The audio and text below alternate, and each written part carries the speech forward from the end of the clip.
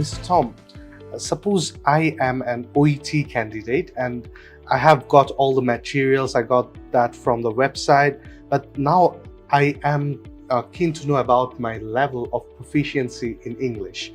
How can I do that for OET?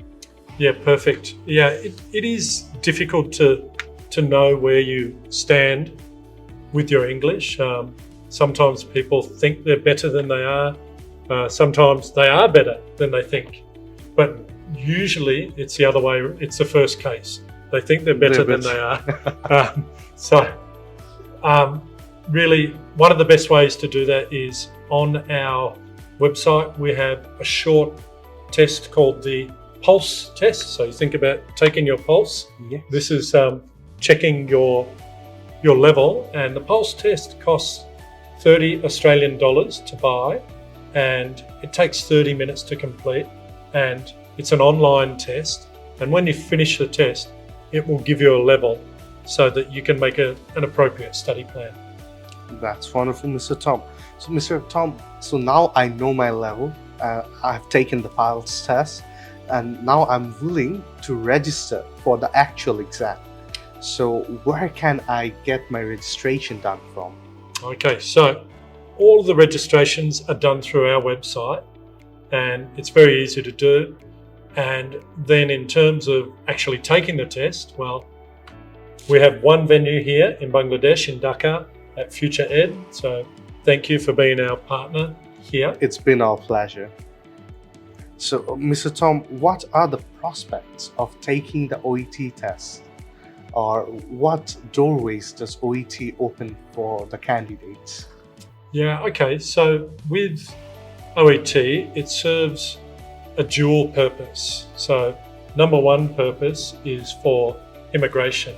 So OET is recognised by the immigration authorities in a whole range of English-speaking countries. So for example, Australia, the United States, the UK, Canada and New Zealand and Ireland all recognise OET for immigration purposes.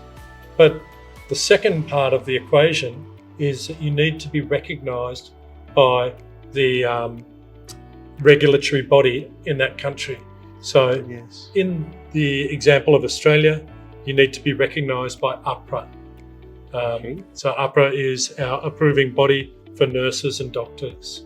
In the UK, we have the General Medical Council and the NMC, who are both the approving bodies. So that's really important that it ticks both of those boxes. And of course, you need to have your academic qualification as a nurse or a doctor or a health professional and the work experience in order to make the journey overseas. Now, we know at the moment there are huge shortages of health professionals around the world because we've seen during the COVID pandemic that many people have left the profession, and there is an ageing population in places like Australia, the UK and the US. And what that means is that, number one, there's less people working in the medical field because they're getting older, and those people who are getting older need to be looked after. So it's a twin problem that we need to solve. So big shortages in those English-speaking countries, and some of those countries are actively recruiting nurses and doctors and offering incentives for them to come and live and work overseas. So if you're genuinely thinking about working overseas, it's a great time to be doing that. It's a great time to be taking the OET and to be preparing yourself. Now, when you prepare for the OET, you're not just preparing for the test, you're preparing to work in another country.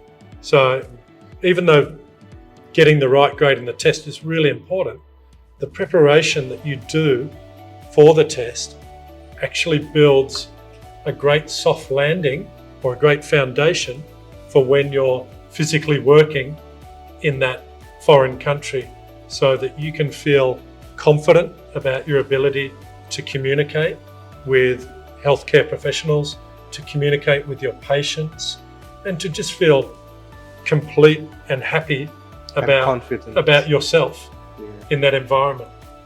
Thank you very much, Mr. Tom. So, Mr. Tom, any other words of advice that you have for our viewers?